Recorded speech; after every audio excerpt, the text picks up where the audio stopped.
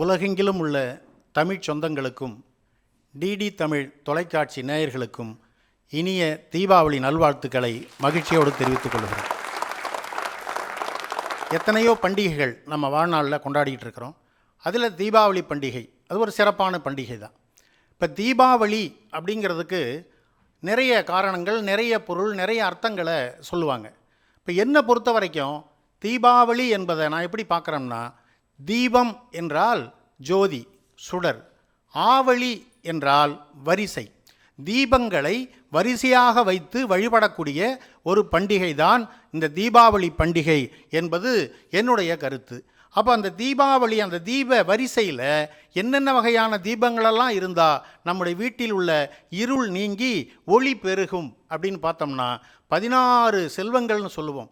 வாழ்த்தும் பொழுது 16ம் பெற்று பெருவாழ்வு வாழ்கன்னு வாழ்த்துவோம் இல்லையா?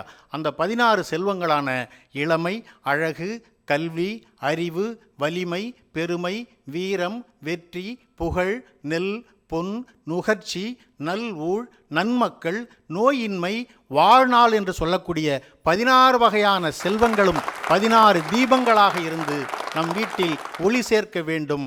எல்லா குடும்பங்களும் சிறப்பாக வாழ வேண்டும். அதற்கு இந்த தீபாவளி பண்டிகையில் நம்ம எல்லாரும் விரும்புகிறோம். அதில் ஒரு அருமையான தலைப்பை இன்று நம்முடைய டிடி தமிழ் தொலைக்காட்சி கொடுத்திருக்கிறது. என்னென்னா, இன்றைய தலைமுறைக்கு பெரிதும் தேவை அறிவின் பெருக்கமா இல்லை உறவின் நெருக்கமா? இது ரெண்டுமே நமக்கு தேவைப்படுது தான். அறிவு பெருக வேண்டும், அதை யாரும் மறுக்கலை. அறிவு பெருகணும். ஒவ்வொரு மனிதனாக பிறந்த ஒவ்வொருவனுக்கும் அறிவு இருக்கணும், அறிவு வளரணும். அதே சமயத்தில் உறவோடு சேர்ந்தும் வாழணும். ஒரு அம்மா அவங்க புருஷங்கிட்ட கேட்குது, ஏங்க தீபாவளிக்கு புடவை எடுக்கணும், 2500 கொடுங்க அப்படிங்குது. இவர், ஏமா தீபாவளிக்கு ஒரு புடவைக்கு 2500? ஒரு புடவை இல்லைங்க, எனக்கும் உங்கள் அம்மாவுக்கும் சேர்த்து தான் எடுக்க போகிறேன், அதனால தான் 2500. அவருக்கு பயங்கர சந்தோஷம். அட பரவாயில்லையே, நம்மளை விட நம்முடைய மனைவி அம்மா மேலே அவ்வளோ பாசம் வச்சுருக்கிறாள்னு 2500 எடுத்து கொடுத்துட்டாருங்க. எடுத்துக்கிட்டு ஜவுளி கடைக்கு போனாங்க. அந்த அம்மா போய் 2000 அந்த அம்மாவுக்கு புடவை, வெறும் 500 மாமியாருக்கு புடவை எடுத்துக்கிட்டு வந்து வீட்டுக்கு வந்து சும்மா இல்லைங்க, இந்த 2000 புடவையில் உள்ள அந்த பில்லை கிழிச்சு 500 புடவையில் ஒட்டிருச்சு. இந்த 500 புடவையில் உள்ள பில்லை கிழிச்சு 2000 புடவையில் ஒட்டிருச்சு. ஒட்டி இந்த 500 புடவை எடுத்துக்கொண்டு மாமியார்ட்ட கொடுத்து, அத்தை இந்த பாருங்கள், உங்களுக்கு 2000 புடவை எடுத்து வந்திருக்கிறேன், வச்சுக்கிங்க. எனக்கு வெறும் 500 புடவை, இதோ பாருங்கள் நான் எடுத்துக்கிட்டேன். இப்போ இந்த அம்மா இதை உண்மைன்னு நம்பி இதை எடுத்துக்கிட்டு பக்கத்து வீட்டில் அவங்க வயசு இவங்க ஃப்ரெண்டுக்கிட்டலாம் போய் காமிச்சிட்டு, என் மருமக பார்த்தியா 2000 எனக்கு புடவை எடுத்துகிட்டு வந்திருக்கிறா, ஆனால் அவளுக்கு வெறும் 500 எடுத்துக்கிட்டா. இந்த மாதிரி மருமகெல்லாம் எங்கேயாவது கிடைக்குமா அப்படின்னு எல்லாரையும் காட்டிக்கிட்டு திரும்ப மருமகிட்ட வந்து, அம்மா நீ டீச்சராக இருக்கிற, நீ தான் நாலு வெளியே தெருவை போகிறவ, உனக்கு தான் 2000 புடவை வேணும், எனக்கு எதுக்கு 2000 புடவை? இந்த புடவை நீ வச்சுக்கோ, இந்த 500 புடவை என்கிட்ட கொடுன்னு வாங்கிக்கிட்டீங்கன்னா அறிவாளியாகணும்னு நம்ம நினைக்கிறோம், அறிவாளியாக காட்டிக்கணும்னு நம்ம நினைக்கிறோம். ஆனால் நம் எதிரில் உள்ளவர்கள் நம்ம விட அறிவாளி என்பதை மறுக்கிறோம், மறக்கிறோம். அதை உலகில் உள்ள எல்லா உயிர்களுக்கும் அறிவு இருக்குது, நமக்கு மட்டும் 6ஆம் அறிவு பகுத்தறிவுங்கிறோம். அப்போ எந்தெந்த உயிர்களுக்கு என்னென்ன அறிவு அப்படிங்கிறத தொல்காப்பியத்தில் அழகாக சொல்லியிருக்கிறாரு தொல்காப்பியர். என்ன தெரியுங்களா? எந்தெந்த உயிருக்கு என்னென்ன அறிவு, எத்தனை அறிவுன்னு சொல்கிறேன் பாருங்கள். ஓர் அறிவதுவே உற்றறிவதுவே, ஈரறிவதுவே அதனோடு நாக்கே, மூவறிவதுவே அதனோடு மூக்கே, 4 அறிவதுவே அதனோடு கண்ணே, 5 அறிவதுவே அதனோடு செவியே, 6 அறிவதுவே அதனோடு மனமே. அந்த மனம் உள்ளவன் தான் மனிதன். முதல் ஓரறிவு உள்ளது எது தெரியுங்களா? நம்ம தாவரங்கள். 2 அறிவு உள்ள ஜீவன்கள் சங்கு, சிப்பி. 3 அறிவு உள்ள ஜீவங்கள் கரையான், எறும்பு. 4 அறிவு உள்ளது வண்டு, தும்பி. 5 அறிவு உள்ளது விலங்குகள். 6ஆம் அறிவான பகுத்தறிவு உள்ளவன் தான் மனிதன். அதுதான் சிந்திக்கும் ஆற்றல். இந்த சிந்தனை என்பது தான் பகுத்தறிவுன்னு சொல்கிறோம். இன்றைக்கி பகுத்தறிவோடு நம்ம வாழறோமா? ஒருத்தன்ட்ட கேட்குறான், மாப்பிள்ளை பேய்க்கும் மனுஷனுக்கும் என்னடா வித்தியாசம்னா, இவன் சொன்னான், ஒன்றும் இல்லைடா, சாதாரணம் தான்டா, மனுஷனுக்கு கால் இருக்கும், பேய்க்கு கால் இருக்காதுன்னா. சரி, தூரத்தில் பேய் வருது, எப்படா அதை கண்டுபிடிக்கிறதுன்னா, தூரத்தில் பேய் வந்தால் ஜல் ஜல் ஜல்லுன்னு கொலுசு சத்தம் கேட்கும்டான் பாருங்கள். சரிடா ரொம்ப சந்தோஷம்ட்டு போயிட்டான். அவனுக்கு அறிவு இருக்கா? நம்ம யோசித்து பார்ப்போம். இவன் என்ன கேட்டிருக்கணும்? பகுத்தறிவாதியாக இருந்தால், அறிவு இருந்தால் என்ன கேட்டிருக்கணும்? ஏன்டா கொஞ்சம் முன்னாடி தான் பேய்க்கு கால் இல்லைன்னு சொன்னேன். காலே இல்லாத பேய் கொலுசை எங்கே போடும்? அது எப்படி நடந்து வரும்? ஜல் ஜல்னு சத்தம் எப்படா கேட்கும்னு கேட்டிருந்தா அவன் ஆறறிவு உள்ள பகுத்தறிவாதின்னு அர்த்தம். அந்த கேள்வியை எத்தனை பேர் கேட்குறோம்? இன்னும் பேயை நம்பிக்கிட்டு இருக்கிறோமே, நம்ம எப்படி ஆறாம் அறிவு உள்ள பகுத்தறிவு வாதிகள் அப்படின்னு நம்ம எப்படி சொல்ல முடியும்? எதை பாராட்டுறது, எதை பாராட்டக்கூடாது, எதை ஊக்குவிக்கணும் என்கிற அறிவு கூட மனிதனுக்கு இல்லை. பிள்ளைகளை எப்படி வளர்க்க வேண்டும் என்கிற அறிவு கூட நமக்கு இல்லையே. ஆனால் எது உண்மையான அறிவு என்பதை சங்க இலக்கியத்தில் கலித்தொகையில் சொல்லியிருக்கிறான் நம்முடைய முன்னோர்கள் 3000 ஆண்டுகளுக்கு முன்பே. எது அறிவா? அறிவு எப்படிப்பட்டது? எது அறிவு? ஆற்றுதல் என்பது ஒன்று அலர்ந்தவர்க்கு உதவுதல், போற்றுதல் என்பது புணர்ந்தாரை பிரியாமை, அன்பெனப்படுவது தன்கிளை செராமை, அறிவெனப்படுவது பேதையார் சொல் நோன்றல். என்ன தெரியுங்களா? பேதை அப்படின்னா அறியாமையில் இருப்பவர்கள், முட்டாள்கள், தெரியாமல் செய்கிறவங்க. நம்ம என்ன செய்கிறோம் தெரியாமல் செய்கிறவங்க. அவங்க அறியாமையால் நம்முடைய மனதை புண்படுத்தினாலோ, காயப்படுத்தினாலோ, அசிங்கப்படுத்தினாலோ, அவமானப்படுத்தினாலோ அதை பொறுத்து கொள்வது தான் உண்மையான அறிவு என்பதை கிட்டத்தட்ட 3000 ஆண்டுகளுக்கு முன்பு தொல்காப்பியர் சொல்லியிருக்கிறாருன்னா, அந்த சகிப்புத்தன்மை, அந்த பொறுமை மனுஷங்கிட்ட இருக்கா சார்? அந்த உறவுகளோடு நாம் சேர்ந்து இருப்பது தான் வாழ்க்கை என்று சொல்வதற்காக இவர்கள் வந்திருக்கிறார்கள். இல்லை, அறிவு என்று சொல்வதற்கு தான் இவர்கள். கூடி வாழ்ந்தால் கோடி நன்மை என்பது எங்களுடைய வாதம். அறிவின் பெருக்கம்தான் தேவை என்று வாதிடுவதற்காக வந்திருக்கக்கூடிய அணி தலைவர் பேச்சாளர், நெல்லை சீமையில் தில்லை வனம் தோப்பு என்கிற ஒரு பகுதியில் கல்லூரி பேராசிரியராக பணியாற்றக்கூடியவர், நம்முடைய டிடி தமிழ் தொலைக்காட்சிக்கு புதிய அறிமுகமாக வந்திருக்கக்கூடிய தில்லை பொன் சித்ரா அவர்கள். அந்த அணிக்கு வலு சேர்ப்பதற்காக பக்கத்தில் உள்ள பேச்சாளர், அவங்க கின்ன சாதனையாளர்.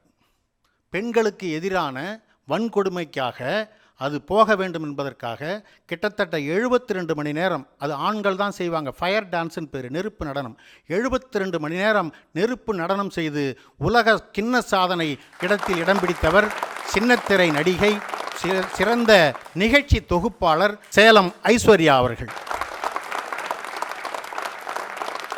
என்னங்க அறிவு?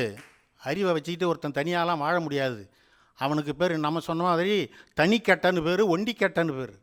ஆனால் உறவுகளோடு சேர்ந்து வாழ்வது தான் குடும்பத்திற்கு அழகு, மனிதனுக்கு அழகு என்று வாதிடுவதற்காக வந்திருக்கக்கூடிய அன்பு சகோதரர் மும்பையிலிருந்து வந்திருக்கிறார்.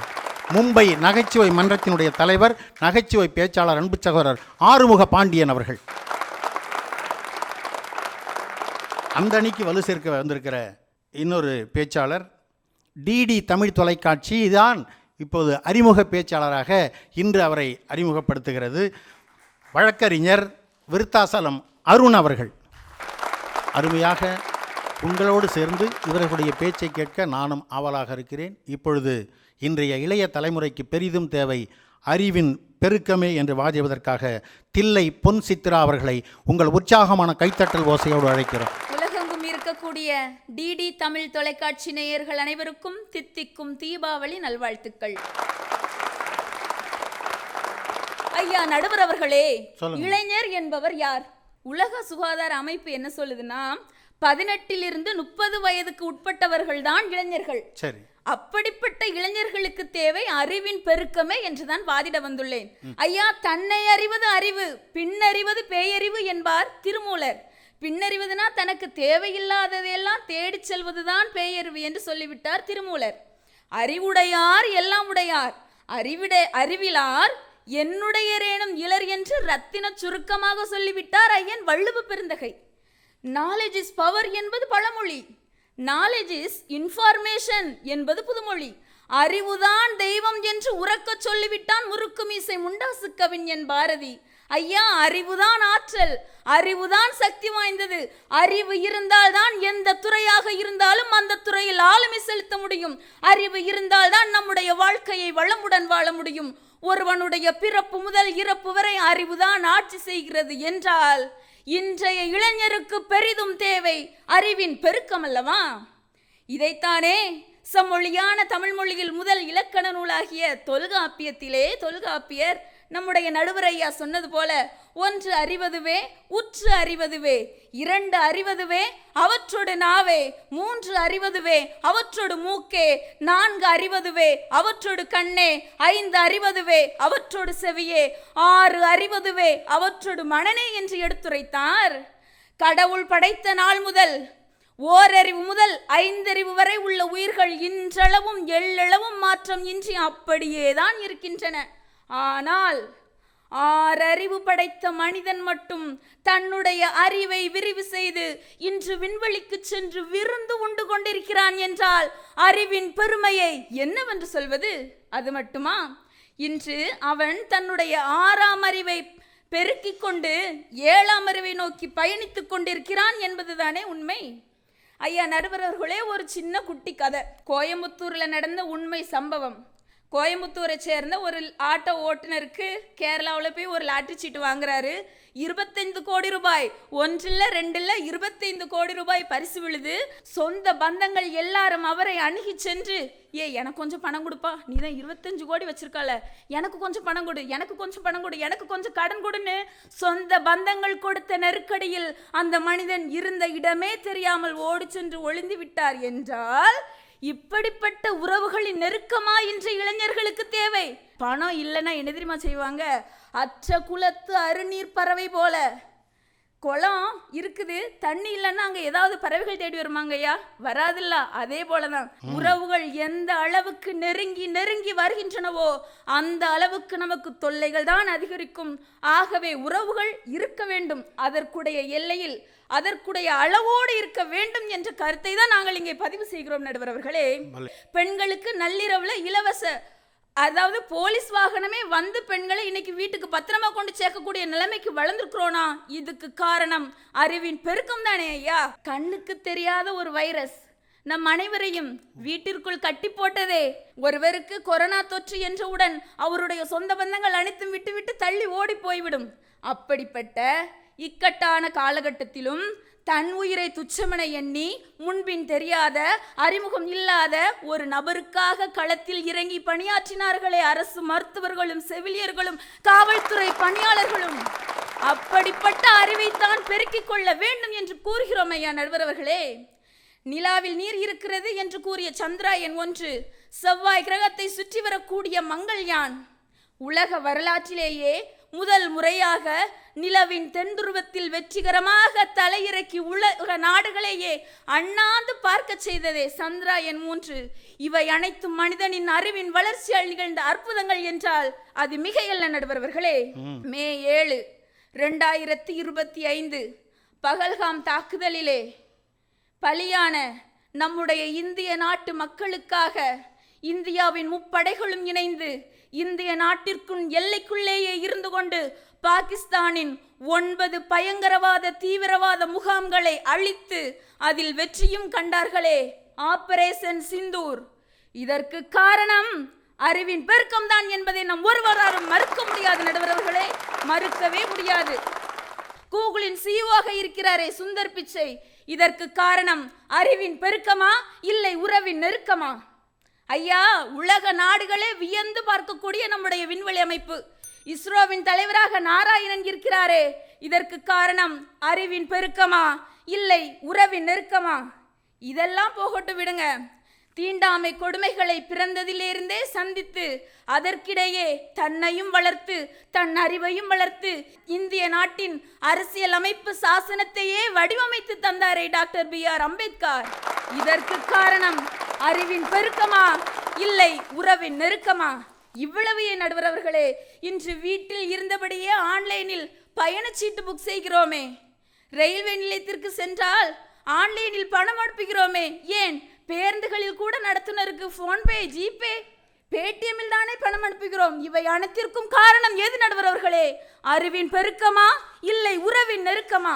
இவ்வளவு ஏன் இன்றைய நாளிதழில் வெளியான செய்தி, உலகையே ஆட்டிப்படைக்கக்கூடிய புற்றுநோய்க்கு புதியதாக மருந்து கண்டுபிடித்ததற்காக 3 பேருக்கு நோபல் பரிசு அறிவித்துள்ளார்கள் என்றால் இதற்கு காரணம் அறிவின் பெருக்கமா இல்லை உறவின் நெருக்கமா? முடியாது என்பது மூடத்தனம், முடியுமா என்பது அவநம்பிக்கை, முடியும் என்பதே தன்னம்பிக்கை. தன்னம்பிக்கையை வளர்த்து கொண்டு வாழ்க்கை எனும் பாதையில் வெற்றி நடைபோட்டு சோதனைகளை சாதனைகளாக மாற்ற ஒவ்வொரு இளைஞனுக்கும், நடுவர் அவர்களே, 18 முதல் 30 வயது வரை உள்ள ஒவ்வொரு இளைஞர்களுக்கும் சோதனைகளை சாதனைகளாக மாற்ற இன்றைய நிலையில் பெரிதும் தேவை அறிவின் பெருக்கமே, அறிவின் பெருக்கமே என்று கூறி விடைபெறுகிறேன். நன்றி, வணக்கம். அருமை அருமை. அன்பு சகோதரி தில்லை பொன் சித்ரா அவர்கள் அவங்க பேசுகிறப்ப ரொம்ப ஒரு வித்தியாசமாக தெரிஞ்சுது. எனக்கு ஏதோ ஒரு பராசக்தி படம் பார்த்த மாதிரியே இருந்தது. நல்லா அருமையாக பேசினாங்க தில்லை பொன் சித்ரா. அவங்க சொல்கிறத பார்த்தா அறிவின் பெருக்கம்தான் தேவை. அறிவு இருக்குது, இன்றைய இளைஞர்கிட்ட அறிவு இருக்குது, சரியாக பயன்படுத்திக்க மாட்டேங்கிறானே. ஏன்னா என் வகுப்பில் கேட்டாங்க பசங்கக்கிட்ட, ஒரு வித்தியாசமாக கேட்போம்னு, டேய் ஒரு வத்திப்பிட்டி எடுத்து இப்படி கிழித்தேன், நெருப்பு வந்தது. அவனுங்க எப்படி அவனுடைய சிந்தனையை தூண்டணும்னு, இந்த நெருப்பு எங்கேருந்தரா வந்ததுன்னு 50 பேரும் அப்படியே மூழ்கிட்டு உட்காந்துருக்கான். ஒரு பைய குடுகுடுன்னு ஏன்டா உடையாந்தான், எரிஞ்ச குச்சியை உப்புன்னு ஊதி அணைச்சிட்டு இந்த நெருப்பு எங்கே போச்சுன்னு சொல்லு, எங்கேருந்து வந்ததுன்னு நான் சொல்கிறேங்கிறான். இப்போ இவனுக்கு பதில் சொல்ல முடியாது, எதிர்த்து கேள்வி கேட்க வேண்டும் என்கிற எண்ணம் இருக்கிறது. 6ஆம் அறிவை பயன்படுத்தினா, அவங்க சொன்ன மாதிரி 7ஆம் அறிவு 8ஆம் அறிவு வரைக்கும் போகிறான் தான், ஆனால் சரியாக பயன்படுத்துகிறானா அப்படிங்கிற கேள்வியை கேட்பதற்காக இங்கே நம்முடைய ஆறுமுக பாண்டியன் அவர்கள் உங்கள் அன்பான கைத்தட்டல் ஓசையோடு வருகிறார். உறவின் நெருக்கம்தான் இன்றைக்கு தேவை. உலகெங்கும் இருக்கும் தமிழர்களுக்கும் டிடி தொலைக்காட்சி நேயர்களுக்கும் எங்களது இனிய தீபாவளி வாழ்த்துக்கள். உலகத்திலே பிறக்கின்ற ஒவ்வொருவருக்கும் அறிவு இருக்கு. அப்போ எதுக்கு பெருக்கணும், பெருகி எதுக்கு? உலகத்தில் அறிவு வளர்ச்சியினால் உலகத்தில் அணுகுண்டை வச்சுக்கிட்டு மிரட்டிக்கிட்டே இருக்கிறான். அறிவு வளர்ச்சி என்பது இந்த கால இளைஞர்களிடத்திலே அடிப்படையாக வளரும். கம்ப்யூட்டரை யார் சார் கற்றுக் கொடுத்தா? இன்றைக்கி 10 வயசு பையன் கூட கம்ப்யூட்டரை எந்தெந்த விதமாகவோ பயன்படுத்துகிறானே, அவனுக்கு எதுக்கு அறிவு வளர்ச்சி? தேவையில்லை. ஆனால் உறவின் நெருக்கம் தேவை. அந்த காலத்தில் 10-15 பிள்ளைகளை பெற்றாங்க, உறவுகள் பெருகியது. சித்தப்பையும் பாட்டையும் பூட்டை சொந்தங்கள், பெரியப்பா சொக்காரை, நீங்கள் சொன்னீர்களே கிளை கிளையாக அது விரிந்து பறந்து இருந்தது. இன்னைக்கு என்ன சொல்லிச்சு? ஒரு காலத்தில் நாம் இருவர் நமக்கு மூவர்னு சொல்லிச்சு. அப்போ கொஞ்சம் சொந்தக்காரங்க வந்தாங்க. அப்புறம் நாம் இருவர் நமக்கு இருவர்னாங்க. அப்போ சொந்தக்காரங்க குறைஞ்சாங்க. இப்போ நாம் இருவர் நமக்கு ஒருவர்னு வந்தாச்சு. இப்போ எங்கே போய் சொந்தத்தை கொண்டாடுறது? அதை விட இப்போ நாம் இருவர் நமக்கு எதுக்கு இன்னொருவர்னு வர்றார். இப்போ புதுசாக ஒரு இடத்துல எழுதி போட்டிருக்காங்க, சோழியை முடிச்சு விட்டாங்க. நாமே குழந்தை நமக்கேன் குழந்தைன்ட்டாங்க. அப்போ சோழியை அப்படியே முடிச்சுட்டாங்களே. உறவு முறைகள் இல்லை என்று சொன்னால் இந்த உலகம் சமாதானமும் சாந்தியும் இல்லாமல் போயிடுங்க. சில விதிவிலக்குகள் அந்த அம்மா சொன்னாங்களே, இப்படிப்பட்ட சொந்தக்காரங்கள்லாம் வச்சுக்கிட்டு நாங்கள் என்ன பண்ண வாழ முடியும், அதெல்லாம் விதிவிலக்குங்க. அண்ணன் தம்பி அடிச்சுக்குவாங்கங்க. அண்ணன் தம்பி உறவு என்பது எவ்வளவு பெரிய உறவு. அடிப்பான், பங்கு வைப்பான், வீட்டை பிரிப்பான். ஒரு கொடை இருந்தால் அதையும் உடைச்சி பாதியாக வாங்குவான். ஆனால் நீங்கள் போய் அடித்து பாருங்கள் அவன் தம்பியை. நீங்கள் அடிக்க முடியுமா? ஒரு அண்ணனையோ தம்பியை அடிக்க முடியுமா? அண்ணங்கிட்ட உடனே நம்மளை பார்ப்பான். தான் ஆடவில்லை என்றாலும் சதையாடும் என்று நம் தமிழ் நமக்கு சொல்லி இருக்கிறது ஐயா. அந்த உறவு முறை இந்த இளைஞர்களுக்கு தெரியாமல் போன காரணத்தினால்தான் இன்றைக்கு அவர்கள் தனிமைப்பட்டு நிற்கின்றார்கள். இந்த கால இளைஞருக்கு எது தேவைன்னு தானே நீங்கள் கேட்டிருக்கீங்க.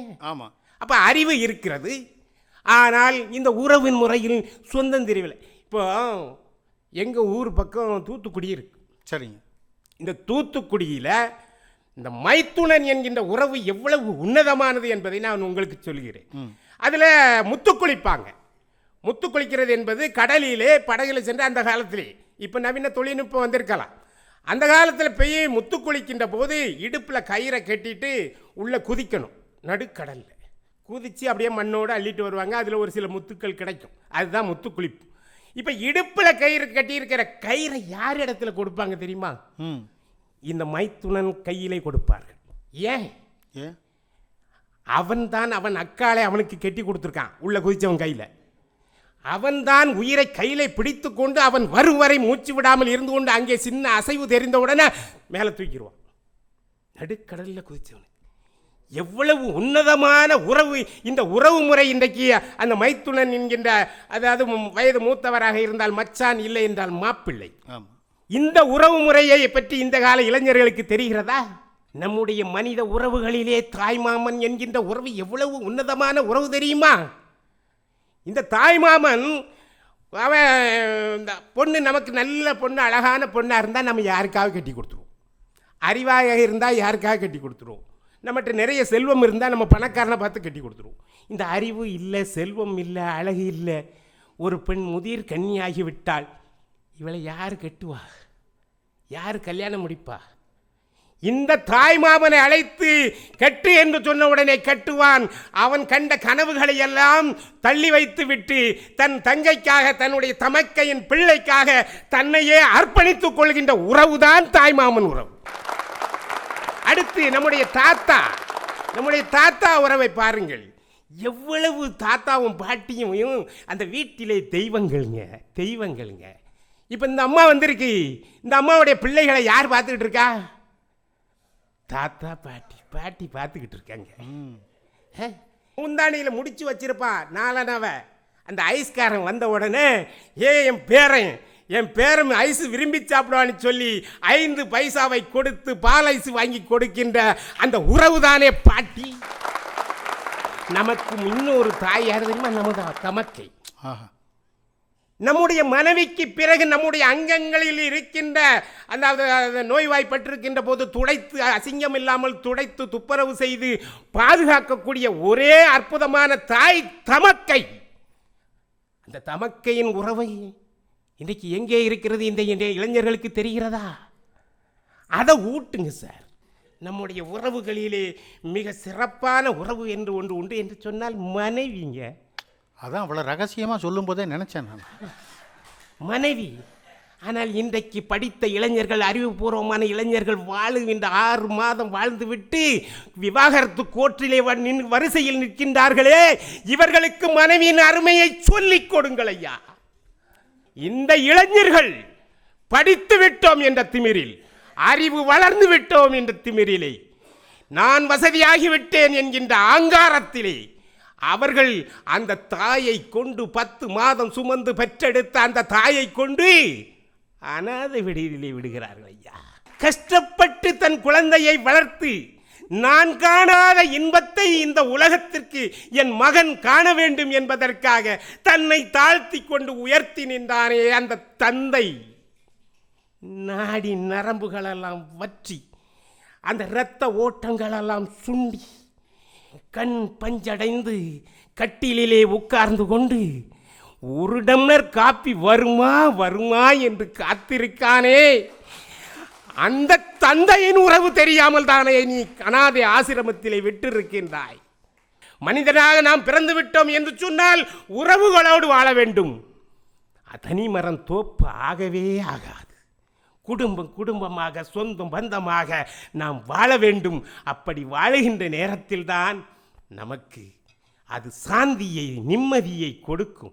தங்கள் பிள்ளைகளுக்கு படிப்பை சொல்லிக் கொடுக்கிறீர்களோ இல்லையோ, தாயின் உறவை, தந்தையின் உறவை, மனைவியின் உறவை, தாய்மாமன் உறவை, சித்தப்பன் பெரியப்பன் உறவை, அண்ணன் தம்பிகளின் உறவை, அக்காள் தங்கச்சியின் உறவை, இத்தனையும் உறவு தாண்டி நம் முன்னோர்களையும் கூட நாம் வணங்கி மகிழ வேண்டும். வேறு எந்த தெய்வத்தையும் நாம் வணங்க வேண்டாம். அறிவு இருக்கிறது, வளர்ச்சி தேவையில்லை. அவர்களுக்கு தேவை உறவின் பெருமையை எடுத்துச் சொல்வதற்கு.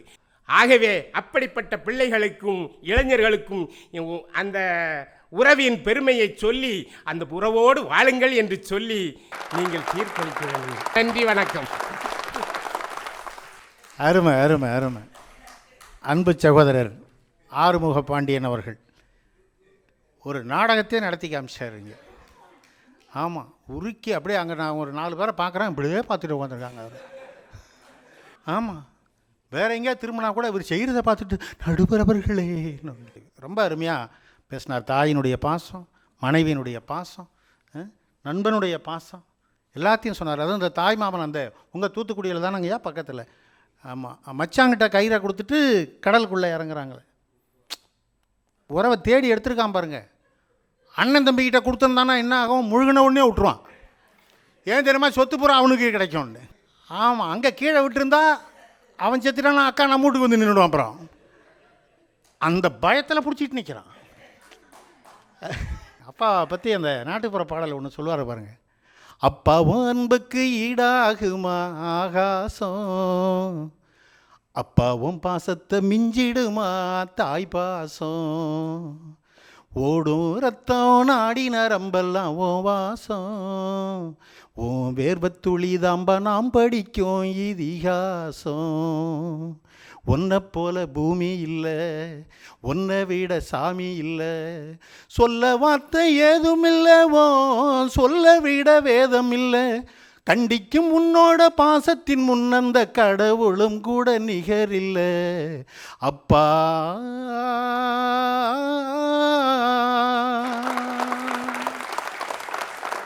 அழகா பேசியிருக்கிறார். இப்போ நான் இந்த அணியில் இருந்தேன்னா சேலத்துக்கு பஸ் ஏறிடுவேன் போய். ஆனால் விடுவாங்கன்னு நினைக்கிறீங்களா? வாங்கம்மா, சேலம் ஐஸ்வர்யா. இருளை போக்கிய வெளிச்சத்திற்கு நன்றி சொல்லக்கூடிய விதமாக கொண்டாடப்படுவதுதான் இந்த தீபாவளி பண்டிகை. இந்த தீபாவளி திருநாளில் டிடி தமிழ் நேயர்கள் அனைவருக்கும் எங்கள் அனைவரின் சார்பாக அன்பு கலந்த தீபாவளி நல்வாழ்த்துக்களை தெரிவித்துக் கொண்டு,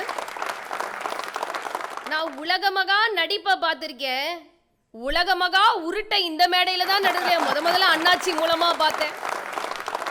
உருட்டுனாலும் பெரிய உருட்டு. நான் உருட்டுங்கிறீங்க, இவர் உருட்டுன உருட்டுல அருந்ததி சாம்ராஜ்யமே ஆடி இருக்கும் நடுவர்களை இந்நேரம். ஏங்க, இளைஞர்களுக்கு, குறிப்பாக இன்றைய இளைஞர்களுக்கு தேவை அறிவின் பெருக்கமா உறவுகளின் நெருக்கமான்னு கேட்டிருக்கீங்க. ஆமா, கொஞ்சம் பிராக்டிகலா பேசுவோமா நடுவர்களே? பேசுங்க. இளைஞர்கள் 2 வகைப்படும். எப்படி? ஒரு வகை வாழ்க்கைய அர்த்தமாக்குறதுக்காக ஓடுவான். சரி. இன்னொரு வகை அர்த்தமில்லாத வாழ்க்கைக்காக ஓடினே இருப்பான். ஒரு வகை என்ன பண்ணா வளர்ச்சி கிடைக்கும்னு ஓடுவான். இன்னொரு வகை என்ன பண்ணா வைப் கிடைக்கும்னு யோசிப்பான். ஒரு வகை வளர்ச்சியை தேடி பயணிப்பான். இன்னொரு வகை வியூஸ் கிடைக்காதான்னு அலைவான். அர்த்தமில்லாத வாழ்க்கையை வாழ்றவன் என்னென்ன தெரியுமா தேவைன்னு நினைப்பான் வாழ்க்கையில? புதுசா மார்க்கெட்ல வந்த போனு, பூமி வைப்ரேட் ஆகுற அளவுக்கு பயங்கரமான சத்தத்துல பைக்கு. ஓஹோ. இவனுக்கு பைக்ல எல்லாம் இன்ட்ரெஸ்ட் இல்ல, பைக்கு கொடுக்குற சத்தத்துல தான் interest. Unlimited net pack, network கொஞ்சம் குறைஞ்சிச்சுன்னா உடம்புல ஆக்சிஜன் இல்லைங்கிற மாதிரி திணறான். வைஃபை கிடைச்சா போதும், அருண்லாம் ஓம் 5G நமக போற்றி போற்றின்னு சொல்லிட்டு இருப்பாப்ல. ரீசார்ஜ் டேட் முடியுதுன்னா போதும், இளைஞனுக்கு ஹார்ட் ரேட் அதிகமாயின்னு போயினே இருக்கும். நடுவர்களே, காதில் இயர்பட்ஸு, பிராண்டான ட்ரெஸ்ஸு, எக்ஸாமில் பாஸ் ஆகலைன்னா கூட வருத்தப்பட மாட்டான், டென்ஷன் ஆக மாட்டான். ட்ரெஸ்ஸு அவுட்ஃபிட் மேட்ச் ஆகலைன்னா பயபுல டென்ஷன் ஆயிடுறான். இன்னைக்கு சோஷியல் மீடியாவில் ட்ரெண்டு ரிலேஷன்ஷிப்பு. அன்புக்காக நினைக்காதீங்க, ஆன்லைனில் ஸ்டேட்டஸ் வைக்கிறதுக்காக ரிலேஷன்ஷிப்பு. சமீபத்தில் கவின் நடித்த ஒரு படம் வந்துச்சு. அந்த படத்தில் ஒரு டைலாக் வரும், டே நீங்க லவ் பண்ணிட்டு இன்ஸ்டாகிராம்ல ஸ்டோரி போட்டா பரவாயில்லடா, ஸ்டோரி போடுறதுக்காகவே லவ் பண்ணி இருக்கிறீங்களா அப்படின்னு ஒரு டைலாக் வரும். அந்த மாதிரி ரிலேஷன்ஷிப் ஸ்டேட்டஸ். மொத்தத்துல ரியல் லைஃப் கன்ஃபியூஸ் ஆனாலும் பரவாயில்ல, ரியல் லைஃப் பர்ஃபெக்டா இருக்கிற மாதிரி காட்டிக்கிறான். உண்மையான வாழ்க்கையை செகண்டரின்னு நினைக்கிறான், போலியான ஸ்டோரி லைஃப் தான் பிரைமரின்னு நினைக்கிறான். லைஃபோட பிளான் என்னடா, உன் லைஃபோட லட்சியம் என்னடான்னு கேட்டா, முதல்ல ஒரு யூடியூப் சேனல் ஆரம்பிக்கணும், அடுத்து ஒரு டிராவல் vlog போடணும், அடுத்து மேரேஜ் பண்ணி மேரேஜ் vlog போடணும், அடுத்து கப்பல் vlog பண்ணணுங்கிறான். கோல் என்னடான்னு கேட்டா யூடியூபோட தம்ப்நெயில சொல்லிட்டு உட்கார்ந்துருக்கிறான். இந்த வகையான இளைஞர்களை தெளிய வைக்கிறதுக்கு அறிவு வேணுமா வேணாமா? நீங்களே அறிவுள்ள நடுவர் சொல்லுங்க. அடிக்கடி இதை வேற சொல்லிட்டு இருக்கிறாங்களே. வேணும்தாம்மா, வேணும்தாம்மா. இதுல அண்ணாச்சி அங்கிருந்து வந்து கம்ப்யூட்டரை எந்தெந்த விதமா யூஸ் பண்றான்னு தெரியுமா? அவன் கம்ப்யூட்டரை யூஸ் பண்ணாலே பெத்தவங்களுக்கு படபடன்னு வருது. அப்ப பெத்தவங்களுக்கும் அறிவு இருக்கணும். தன்னுடைய குழந்தை கம்ப்யூட்டர் யூஸ் பண்ணுதுன்னு பெருமைப்படுறதை விட்டுட்டு, தன்னுடைய குழந்தை கம்ப்யூட்டர்ல எந்தெந்த நேரத்துல எதை பார்க்கறான்னு கண்காணிக்கிற அறிவு இருந்தா அந்த குழந்தை நல்லபடியா வளர்ந்து உறவுகளோட நெருக்கமா இருந்திருப்பான். நடுவர் அவர்களே, அதுல தட்டிக்கிட்டே உட்காந்துருக்கானுங்கம்மா. அரை மணி நேரம் நம்ம பக்கத்துல போனா எதையே தட்டி விட்டுறான், எல்லாம் ஓடிடுதுங்க. இதுல அண்ணாச்சி அங்கிருந்து வந்து நின்று 1000 குறை சொன்னாலு அவரை வச்சே ஒரு டைலாக் சொல்றேன். உறவுகள் குறை மட்டும்தான் சொல்லும், வாழ்க்கைக்கு வழியை காட்டாதுங்கிறதுக்கு அண்ணாச்சி பேசின பேச்சே மிகப்பெரிய சான்றுங்க. அறிவு இல்லாத வாழ்க்கை இருட்டுக்குள் வாழ்வதற்கு சமம். நடுவர் அவர்களே, நடுவர்களே, இதெல்லாம் அர்த்தம் இல்லாத வாழ்க்கையை வாழ்றவன். சரி, நல்ல இளைஞனும் இருக்க தானே செய்யறான். ஆமா, அவன் அர்த்தத்தோட வாழ்க்கையை வாழ்றவன். அவன் எப்படி தெரியுமா ஓடுவான் வாழ்க்கையில? அந்த லிஸ்ட்டை கொடுங்க. அடிப்படை தேவைக்காகவும் அர்த்தமுள்ள தேவைக்காகவும் ஓடுவாங்க. அவன் தான் அந்த இரண்டாவது வகை. அவனுக்கு வாழ்க்கையில நிறைய சவால்கள் இருக்கு, நிறைய நெருக்கடிகள் இருக்கு. இன்றைய இளைஞனுக்கு குறிப்பா என்னன்னு தெரியுமா? என்ன? அரசியல். தேர்தலை சொல்லலைங்க, அவன் சந்திக்கிற ஒவ்வொரு களத்திலையும் இன்னைக்கு அரசியல் நடக்குது. வேலை வாய்ப்பு தட்டுப்பாடு இருக்கு, வேலை பளு இருக்கு, மனநல பிரச்சனை இருக்கு, திறமை புறக்கணிப்பு இருக்கு, திறமைகளை மதிக்கப்படுவதில்லை, பொருத்தமான வேலை கிடைக்கிறது இல்ல, உழைப்புக்கு ஏற்ற சம்பளம் இல்ல. நாலா பக்கமும் சவால்களை சந்தித்து நெருக்கடிகளை சந்தித்து கஷ்டப்பட்டு இருக்கிற இளைஞனுக்கு இந்த உறவுகளுடைய நெருக்கம் தான் மிகப்பெரிய நெருக்கடின்னு நான் சொல்றேன். எப்படி தெரியுமா? எப்படி? ஒரு சின்ன எக்ஸாம்பிளுக்கு சொல்றேனே. எதையும் யாரும் இன்னொருவரிடமிருந்து பெற்றுவிட முடியும். மறுபடியும் சொல்லுங்க. எதையும் யாரும் இன்னொருவரிடமிருந்து பெற்றுவிட முடியும். ஆமா. முக்கியமா எதையும் யாரும் இன்னொருவருக்கு கொடுத்து விட முடியும். சின்ன எக்ஸாம்பிளோட சொல்றேன். சரி. இப்போ உங்களுக்கு பேனா இல்ல, இருக்கு ஆனா இல்ல. சூர்யாவோட ஃபேன். சரி, சரியா? இப்போ உங்களுக்கு பேனா வேணும். ஆமா. எதையும் யாரும் இன்னொருவருக்கு கொடுத்து விட முடியும். என்கிட்ட இருக்கிற பேனா எடுத்து இந்தாங்கப்பான்னு கொடுத்துருவேன். தாராளமா. எதையும் யாரும் இன்னொருவரிடமிருந்து பெற்றுவிடவும் முடியும். அது எப்படி? இப்போ எனக்கு ஒரு 10 லட்சம் பணம் தேவை, கொடுங்கப்பான்னு கேட்ட உங்ககிட்ட வாங்கிப்பேன். இந்த கதை நல்லா இருக்குங்க. 10 ரூபா பேனாவை என்கிட்ட கொடுத்துருவாங்களாம், 10 லட்ச ரூபா பணத்தை அவங்க வாங்கிப்பாங்களாம். அறிவின் பெருக்குமேன்னு உங்க தலைப்பு கொடுத்தது சரியான ஆளா தான் இருக்கிறீங்க. நீங்க யோசிச்சு பாருங்களேன். எதையும் யாரும் இன்னொருவருக்கு கொடுத்து விடவும் முடியும், எதையும் யாரும் இன்னொருவரிடமிருந்து பெற்று விடவும் முடியும். ஆனால் தன்னம்பிக்கையையும் நிம்மதியை மட்டும் ஒரு இளைஞன் தன்னிடமிருந்து மட்டும் தாங்க பெற முடியும். உண்மையா இருந்தா கைத்தட்டும். தன்னை நம்புறவன், தன்னுடைய அறிவை நம்புறவன், தன்னுடைய உழைப்பை நம்புறவன் வாழ்க்கையில தன்னம்பிக்கையோட நிம்மதியோடவும் இருப்பாங்க. எதிரணியிலிருந்து வந்து பேசினார் அண்ணாச்சி, உறவுகளால் தான் இளைஞர்களுக்கு நம்பிக்கை பிறக்கும்.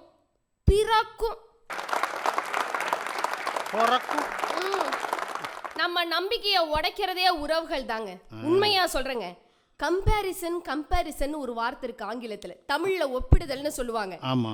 பிறரோட ஒப்பிட்டு குழந்தையிலிருந்து ஆரம்பிப்பாங்கங்க. என்ட்ரன்ஸ் எக்ஸாமுக்கு கூட இளைஞர்கள் பயப்பட மாட்டாங்கங்க. வீட்டுக்குள்ள உறவுகள் என்ட்ரியானா பயப்படுவாங்க. எங்க வீட்டுக்குள்ள வரும்போதே பிரேக்கிங் நியூஸோடய வருவான், முக்கிய செய்தியோடய வருவான். 10வது பாஸ் ஆனதே பெரிய விஷயம் என் புள்ளன்னு அது வரைக்கும் அப்பா பெருமைப்பட்டு இருப்பாரு. நடுவர்களே, 10வது பாஸ் பண்ணாலே போதுன்னு பெருமைப்பட்டு இருப்பாரு. ஆமா. வீட்டுக்குள்ள வரும்போதே பெரியப்பன் கையில ஒரு லிஸ்டோட கேப்டன் விஜயகாந்த் சார் மாதிரி வருவான். என்னது? ராமசாமி பையன் 4 சப்ஜெக்ட்ல 100 மார்க்கு. உன் பையன் சரோஜா மக 480. நீ தான் சேர்த்த இங்கிலீஷ் மீடியம், என்ன மார்க்கு? அவன் பையன் MBA படிச்சிருக்கான், பொண்ணு டாக்டருக்கு படிக்க போதான், அவன் அமெரிக்கால போய் வேலை பார்க்க போறானா. நீயும் தான் பெத்து வச்சிருக்க. ஒப்பீடு. நடுவர் அவர்களே, அது வரைக்கும் என் புள்ள பாஸ் ஆனதே பெருசுன்னு நினைச்ச அப்பா பெரியப்பன் பேசுற பேச்சுல பெரம்பெடுத்து 4 வெளுத்து வீட்டுக்குள்ள என்ன ரகலையெல்லாம் இந்த உறவுகளால நடக்குதுன்னு தெரியுமா? அவன் 10வது பாஸ் பண்ணதே பெரிய விஷயம். சொந்தக்காரனுக்கு பொது அறிவு கம்மியா இருந்தா பரவாயில்ல, பொதுவாவே அறிவு கம்மியா இருக்கு. நடுவர் அவர்களே, அருமை. எங்க ஊர்ல ஒருத்தர் பரீட்சை ரிசல்ட் வந்த அன்னைக்கு பையனை போட்டு அடின்னு அடிக்கிறார். என்னடா மார்க் எடுத்திருக்க? 25 எடுத்திருக்கிற. ஏத்து விட்டு லட்சுமியை பாடுறா, 90 மார்க்கடான்னு அந்த பையன் அழகா சொன்னான். ஏத்து விட்டு லட்சுமியை பார்த்துக்கிட்டே இருந்ததால தான் 25 எடுத்தாங்க. சிலரோடு ஒப்பிட்டு பார்த்தால் நாம் வாழ்க்கையை வென்று இருப்போம், சிலரோடு ஒப்பிட்டு பார்த்தால் நாம் வாழ்க்கையில் தோற்றிருப்போம்.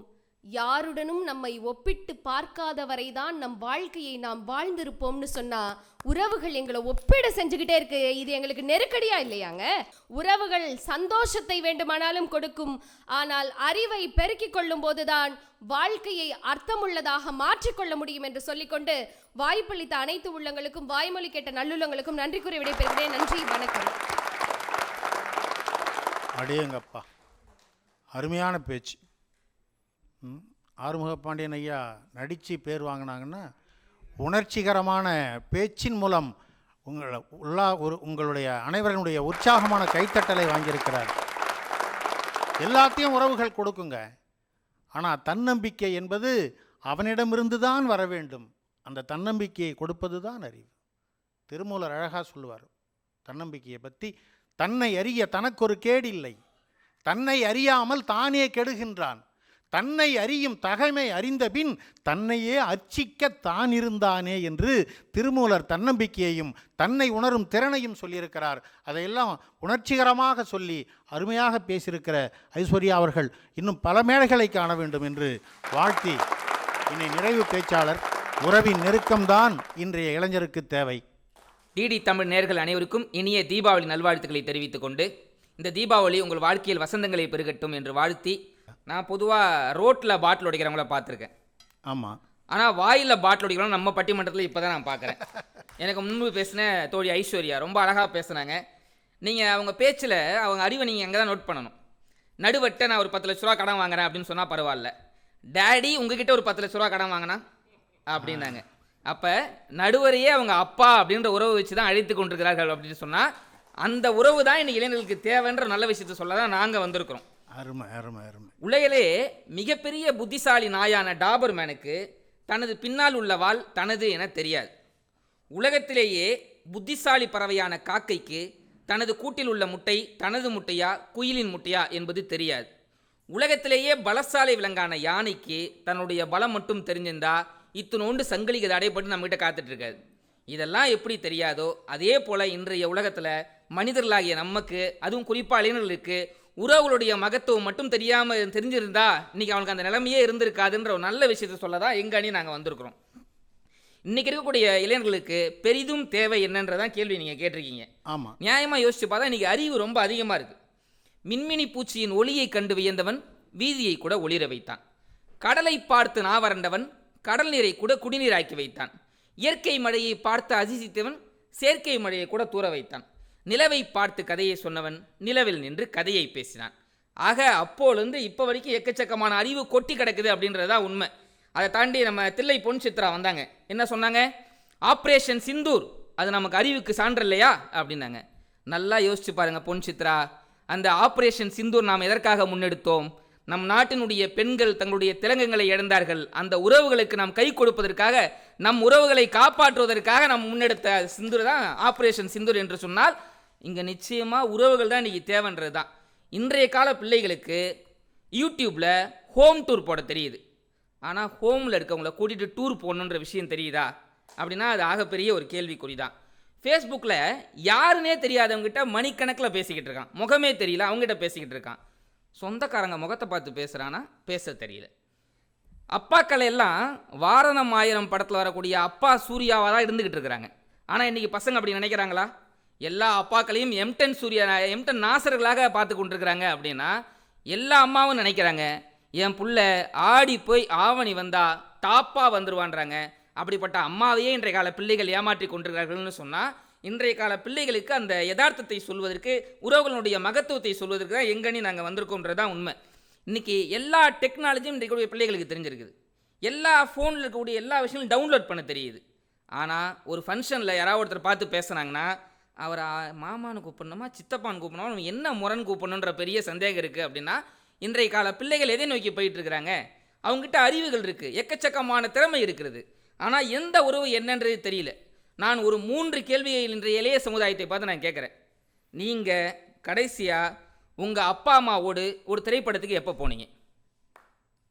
அடுத்த கேள்வி, நீங்கள் கடைசியாக உங்கள் அப்பா அம்மா கூட ஒரு துணி கடைக்கு எப்போ போனீங்க? அது கூட வேணாம். 3வது கேள்வி, நீங்கள் கடைசியாக உங்கள் அப்பா அம்மா கூட கோயிலுக்கு எப்போ ஒன்றா போனீங்க? இப்படி கேட்டால் இந்த கேள்விக்கு இன்றைக்கு வரைக்கும் நம்ம யார்ட்டையுமே பதில் கிடையாது அப்படின்றது தான் உண்மை.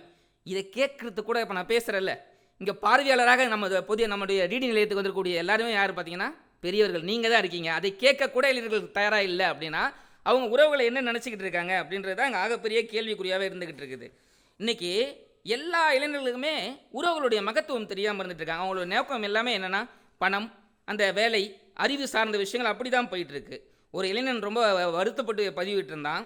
அம்மாவின் மடியில் படுத்திருந்தேன் மடிக்கணினி வரும் வரை, அப்பாவின் மடியில் படுத்திருந்தேன் கைபேசி வரும் வரை, அக்கா தங்கைகளோடு விளையாடி கொண்டிருந்தேன் வீடியோ கேம்ஸ் வரும் வரை, எல்லாமுமாக இருந்தவர்கள் இன்றைக்கு யாரோவாகி போனார்கள் அப்படின்னு சொன்னாங்கன்னு சொன்னால் இன்றைய இளைஞர்களுக்கு பெரிதும் தேவை என்னன்றது தான். ஐஸ்வர்யா சொன்னாங்க, சொந்தக்காரங்கள்லாம் ஒரு பெரிய தீவிரவாதி மாதிரி அவங்க பேசிட்டு போயிருக்காங்க சொந்தக்காரங்களை. இன்றைக்கி இருக்கக்கூடிய இளைய சமுதாயம் அப்படி தான் நினச்சிக்கிட்டு இருக்காங்க. அவனை பொறுத்த வரைக்கும் சொந்தக்காரங்க என்ன, பூமர், கிரிஞ்ச், உருட்டு, இதெல்லாம் அடிக்கிறவங்க. ஒருத்தன் சொல்கிறான், சொந்தக்காரங்கள்லாம் சுண்ணாம்பு மாதிரி மாப்பிள்ள, அளவாக எடுத்துக்கணும், அளவுக்கு அதிகமாக எடுத்துக்கிட்டால் வாய் வெந்துடும், வாழ்க்கை நொந்துடும் அப்படின்றான். பெரிய தத்துவங்களை சொந்தக்காரங்களை வச்சு பேசிகிட்டு இருக்காங்க. ஆட்டோவில் எழுதி விட்டுருக்கான் நடுவர்களே. என்னென்ன ஒரு இளைஞன் ஆட்டோ ஓட்டுறவன் அவன் எழுதி வைக்கிறான், பின்னாடி எழுதி வச்சுருக்கான், சுடுகாட்டு பேயை நம்பு சொந்தக்காரன் நம்பாதே அப்படின்னு எழுதி வைக்கிற அளவுக்கு சொந்தக்காரங்க என்ன பண்ணாங்கன்றது தான். ஆனால் நியாயமாக யோசிச்சு பார்த்தீங்கன்னா இன்றைக்கி இருக்க பையங்க இருக்காங்க பார்த்தீங்களா, அவங்ககிட்ட ஜாக்கிரதையாக இருக்கானுங்க. வாட்ஸ்அப்னு ஒன்று இருக்குது. இந்த வாட்ஸ்அப்பில் ஸ்டேட்டஸ் போடுறான், பக்கமாக என்னென்னத்தையோ போடுறான். அதில் ஹைடு பண்ணலாம், யாருக்கும் தெரியாமல் மறைக்கலாம். யாரடா மறைச்சி வச்சுருக்கான்னு பார்த்தா அம்புட்டு சொந்தக்காரனையும் மறைச்சிக்கிட்டு இவன் போட்டுட்ருக்கிறான். ஏன்னா இவன் பண்ணுறது எல்லாமே வில்லத்தனம், ஃப்ராடுத்தனம். அதை சொந்தக்காரங்க இருந்தால் அறிவுரை சொன்னால் பிடிக்க மாட்டேங்குது. இப்போ ஐஸ்வர்யா சொன்னாங்க பார்த்தீங்களா, உங்களுக்கு என்ன அக்கறை, எப்போ கல்யாணம், எப்போ அடுத்த வேலைக்கு போகிற அக்கறையில் தானே கேட்குறாங்க. இவங்களுக்கு அட்வைஸ் பண்ணால் பிடிக்காது. ஏன்னா அவங்கள பொறுத்த வரைக்கும் அட்வைஸ்ன்றது வேப்பலை மாதிரி, பிச்சு கொடுக்குறது ஈஸி, மென்று திங்கிறது கஷ்டம் அப்படின்னு அவங்க நினச்சிக்கிட்டு இருக்காங்க. ஆனால் நல்ல சொல்கிறதுக்கு தான் சொந்தக்காரங்க இருக்காங்கன்றது தான். மை ஃபேமிலின்னு ஒரு குரூப் இருக்கு நடுவர்களே, எல்லாரும் ஆரம்பிச்சிருப்பாங்க. எல்லாருமே வாட்ஸ்அப் யூஸ் பண்ணுறவங்களுக்கு தெரியும். மை ஃபேமிலின்னு ஒரு குரூப் இருக்கும், குடும்பத்துக்குன்னு ஒரு குரூப் இருக்கும். அந்த குடும்ப குரூப்பில் பார்த்தீங்கன்னா ஒரு விழாவுக்கு எங்கேயும் வர மாட்டாங்க. இதிலே ஹாப்பி பொங்கல், ஹாப்பி தீபாவளி என்னைக்காவது எங்கேயாவது பார்த்துருப்பாங்க. ஒரு செல்ஃபி எடுத்து போட்டு சொந்தமுள்ள வாழ்க்கை சொர்க்கத்துக்கு போல அப்படின்னு எழுதி போட்டால் உறவுகள் எல்லாம் நெருக்கத்தில் இருக்காங்கன்னு அர்த்தம் ஆகிடுமா? பெரிய கேள்விக்குறி தான் இருக்குது. நான் ஒரே ஒரு புத்தகம் சொல்கிறேன், இன்றைக்கு இருக்கக்கூடிய இளைய தலைமுறைக்கு நான் சொல்கிறேன், நீங்கள் நல்ல அறிவாளியாக இருக்கீங்க, பெரிய படிப்பாளியாக இருக்கீங்க, ஆனால் ஒரே ஒரு புத்தகத்தை படிங்க. அந்த புத்தகம் படித்தால் உறவுகள் எவ்வளவு மகத்துவமானதுன்றது தெரியும். நான் முத்துக்குமார் எழுதிய அணிலாடும் முன்றில் அப்படின்னு ஒரு புத்தகம். அந்த புத்தகத்தில் 20க்கும் மேற்பட்ட உறவுகளை பற்றி நான் முத்துக்குமார் அவர்கள் ரொம்ப அழகாக சொல்லியிருப்பாங்க. அதில் தான் சொல்லியிருப்பாங்க, அக்காவை பற்றி, அக்காக்கள் இல்லாத வீடு அறை வீடு, தம்பி என்பவன் அண்ணனுக்காக தன்னுடைய இன்பங்களை தொலைத்தவன், தம்பி உடையான் படைக்கு அஞ்சான், அதனால தான் சொல்கிறோம், அண்ணன் அப்படின்றவன் அப்பா இல்லாதவர்களுக்கு இன்னொரு தந்தையாகிறான் அப்படின்னு சொல்லுவாங்க. தாய்மாமன் சீரை பற்றி ரொம்ப அழகாக சொல்லியிருப்பாங்க. இந்த உலகத்திலேயே ரொம்ப அழகானது எது தெரியுமா? தாய்மாமன் கொடுக்கக்கூடிய அந்த சீர். அதை தாண்டி காது குத்துறோம் குழந்தைகளுக்கு. யார் மடியில் உட்கார வச்சு காது குத்துறோம்? மாமனுடைய மடியில், தாய்மாமன் மடியில் உட்கார வச்சு காது குத்துறோம். ஏன்னா அந்த மாமன் தான் அந்த குழந்தையினுடைய பாதுகாவலனாக வாழ்க்கையை முழுக்க இருந்து அவனை பாதுகாக்கணும் அப்படின்ற நல்ல நல்ல விஷயங்களையும் நம்முடைய தமிழ் சமூகம் சொல்லி கொடுத்துருக்கு. ஆனால் இந்த இளைஞர்கள் அதெல்லாம் படிக்க தயாராக இல்லை. அவங்களுக்கு எல்லா ஏஐ டெக்னாலஜி தெரியுது, அவங்களுக்கு எல்லா டெக்னாலஜிஸ் தெரியுது, ஆனால் தெரிய வேண்டியது தெரியலன்றது தான் உண்மை. எத்தனை உறவுகள் நம்ம சமூகத்தில் இருக்குது. அம்மா, அப்பா, தாத்தா, பாட்டி, அண்ணன், தம்பி, அக்கா, தங்கை, மாமா, அத்தை, சித்தி, சித்தப்பா, பெரியப்பா, பெரியம்மா, இப்படி எத்தனையோ உறவுகள் இருக்குது.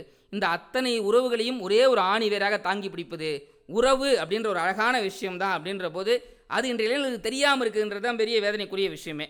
நடுவுறவுலே சொல்லுங்கள், தாத்தா பாட்டியை பற்றி ரொம்ப அழகாக எல்லாருமே பேசிக்கிட்டு இருந்தோம். ஆமாம், இன்னைய பசங்களை பொறுத்த வரைக்கும் தாத்தா பாட்டியே காமெடி தான் அவங்கள பொறுத்த வரைக்கும். ஒருத்தன் என்ன பண்ணிருக்கான், ஒரு ஓவிய கண்காட்சிக்கு போயிருக்கான் ஒரு பையன். போனவொடனே அங்கே ஒரு ஜமீன்தார் ஓவியம் இருந்திருக்கு. அவனுக்கு அது ரொம்ப பிடிச்சிருக்குது. இந்த ஓவியம் எவ்வளோ அப்படின்னு கேட்குறான். ஓவியம் 2000 ரூபான்றாங்க. அன்றைக்கி நான் அவங்க கையில் 1500 தான் இருந்திருக்குது. நான் அடுத்த வாரம் வந்து வாங்கிக்கிறேன்ட்டு வந்துட்டான். ஒரு வாரம் கழித்து அந்த பையன் போயிருக்கிறான். ஆனால் அந்த ஓவியம் இல்லை, யாரோ வாங்கிட்டாங்க. இவனுக்கு ரொம்ப வருத்தம். அந்த ஜமீன்தார் ஓவியம் ரொம்ப அழகாக இருந்துச்சு, நம்ம வாங்கணும்னு நினச்சி வாங்க முடியலையேன்ட்டு ஒரு மாதம் கழிச்சு என்னுடைய நெருங்கிய நண்பர் வீட்டுக்கு போனால் அந்த நெருங்கிய நண்பர் வீட்டு ஹாலில் பெருசாக அந்த ஓவியத்தை மாட்டி வச்சுருக்கிறாங்க. இவனுக்கு ரொம்ப சந்தோஷம், நம்ம வாங்கணும்னு நினச்சோம், பரவாயில்ல நம்மளால் வாங்க முடியல, நம்ம ஃப்ரெண்டு வாங்கிட்டான் அப்படின்ட்டு உட்காந்துருக்கிறான். ஃப்ரெண்டு உள்ளேருந்து வெளில வந்தான். சரி நம்ம காட்டிக்காமல் கேட்போன்ட்டு இந்த பையன் கேட்டான், மச்சான் இவர் யாருடா அப்படின்னு கேட்டிருக்கான். அதுக்கு ஃப்ரெண்டு சொல்லியிருக்கான், அவர் எங்கள் தாத்தாடா, அந்த காலத்தில் பெரிய ஜமீன்தார் அப்படின்னு இருக்கான் அவன். அப்போ இவன் நினச்சிருக்கான் அன்றைக்கி மட்டும் 500 ரூபா இருந்தால் அவர் ஏன் தாத்தாவாக இருப்பார் அப்படின்னு. இன்றைக்கி அவர்களை பொறுத்தவரைக்கும் தாத்தா பாட்டின்றது ஒரு பெரிய காமெடி. பாகுபலி கதைகளை விட படிக்காத என் பாட்டி சொன்ன கதைகளில் மிகப்பெரிய ஃபேண்டசி அதிகம். அந்த பாட்டி தாத்தா கதைகளை கேட்டு வளர்ந்த குழந்தைகள் எவ்வளோ அழகாக வளர்ந்துருப்பாங்க. இன்றைக்கி இருக்கக்கூடிய இளைய தலைமுறைக்கு பாட்டி தாத்தாவுக்கு ஏதாவது தெரியுமான்றது தான் உண்மை. இந்த தீபாவளி நமக்கு சொல்லக்கூடிய நல்ல மகத்துவமான செய்தி என்ன? உறவுகளோடு கொண்டாடுங்கள், அதுதான் தீபாவளி.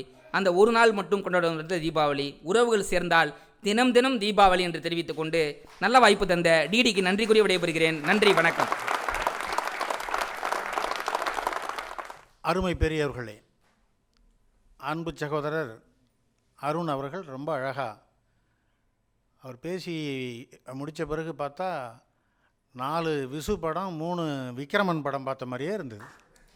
குடும்ப உறவுகளை பற்றி அவ்வளவு அழகாக இப்போ 4 பேச்சாளர்களும் சிறப்பாக பேசியிருக்கிறாங்க. அவங்களுடைய தலைப்பில் நின்று இப்போ நம்ம தீர்ப்பு சொல்லி ஆகணும். முதல்ல அறிவு அப்படின்னா என்னங்கிறத ரொம்ப சிறப்பாக சொன்னாங்க. நம்ம எல்லாரும் சொல்கிறத விட திருவள்ளுவர் அறிவை பற்றி என்ன சொல்லியிருக்கிறாரு, எது அறிவு, அறிவு இருந்தால் ஒரு மனிதனுக்கு என்ன நன்மை கிடைக்கும் அப்படின்னு பார்த்தா ஒரு குறளில் சொல்கிறாரு, அறிவு அற்றம் காக்கும் கருவி, செருவார்க்கும் உள்ளழிக்கலாகா அரண் அப்படின்னு சொல்கிறார்.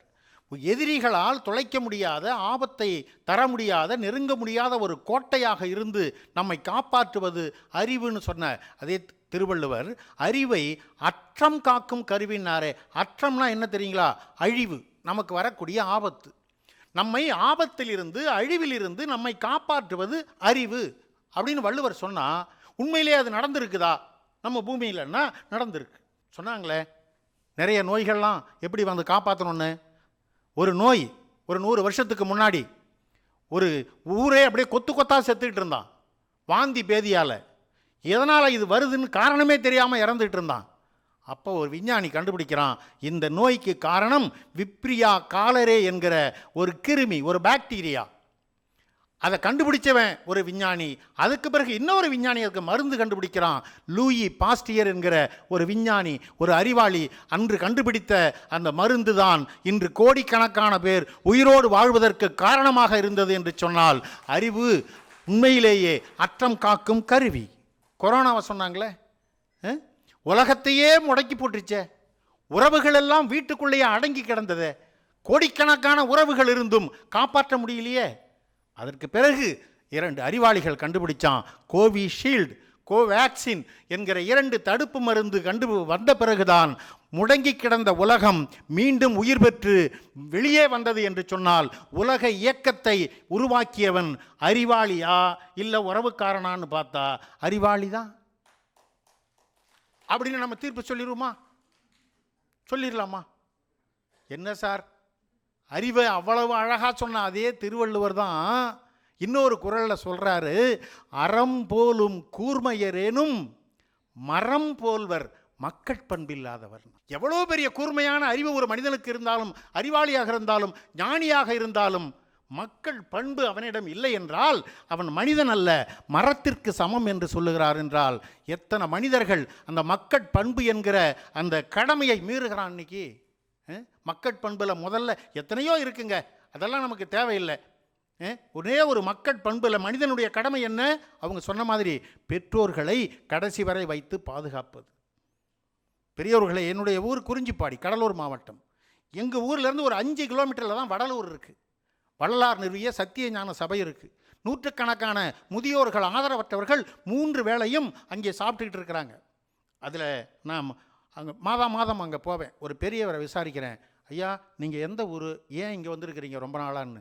சார் எனக்கு 4 பிள்ளைங்க சார், 4 பிள்ளைங்களும் என்னை நல்லா தான் சார் பார்த்துக்கிட்டு இருந்தான். திடீர்னு என்ன நினச்சானுங்களோ தெரியல, நான் மட்டும்தான் அப்பாவை கவனிக்கணுமா, நீ கவனிச்சா என்ன, நீ கவனிச்சா என்னன்னு போட்டி போட்டுக்கிட்டு என்னை நடு தெருவில் விட்டுட்டான் சார், நான் அனாதையாக இங்கே வந்து நிற்கிறேன் சார்னு அவர் சொல்கிறாரு. இன்னொருத்தரை கேட்குறேன், நீங்கள் எப்படிம்மா அங்கே வந்தீங்கன்னு. சார் எனக்கு 5 ஏக்கர் நிலம் இருந்தது தம்பி, அந்த அம்மா வேதனையாக சொல்லுது. 5 ஏக்கர் நிலம் இருந்தது. அந்த நிலம் என்கிட்ட இருந்த வரைக்கும் 3 வேளையும் சாப்பாடு போட்டேன், நல்லா தான் கவனிச்சிக்கிட்டானுங்க. ஒரு நாள் அது எழுதி கொடுப்பான்னு கேட்டான், நான் எழுதி கொடுத்தேன். சொத்தை எழுதி வாங்கின அடுத்த நாள் என்னை வீதியில் விட்டுட்டான்பா. நான் இங்கே வந்து நிற்கிறேன்னு சொன்னாங்கன்னா, உறவுகள் இன்று பிரிக்கப்படுகிறது, ஒதுக்கப்படுகிறது. இது அழகா கவியரசு கண்ணதாசன் அந்த உறவுகளால் கைவிடப்பட்ட பெற்றோருடைய ஒரு அப்பாவுடைய நிலையை அழகா ஒரு பாடல்ல சொல்லுவார். தென்னைய பெத்தா இளநீரு, புள்ளைய பெத்தா கண்ணீரு. தென்னைய பெத்தா இளநீரு, புள்ளைய பெத்தா கண்ணீரு. பெத்த மனமே பித்தம்மா, பிள்ளை மனமே கல்லம்மா. பானையிலே சோறிருந்தா பூனைகளும் சொந்தமடா, சோதனையை பங்கு வச்சா சொந்தமில்லே பந்தமில்லே.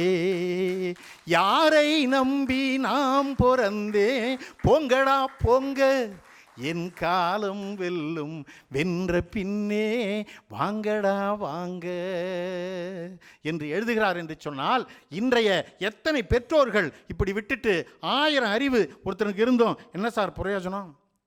தாயினுடைய உறவை பற்றி, அதனுடைய புனிதத்தை பற்றி ரொம்ப அழகாக இந்த அணிக்காரங்க பேசினாங்க.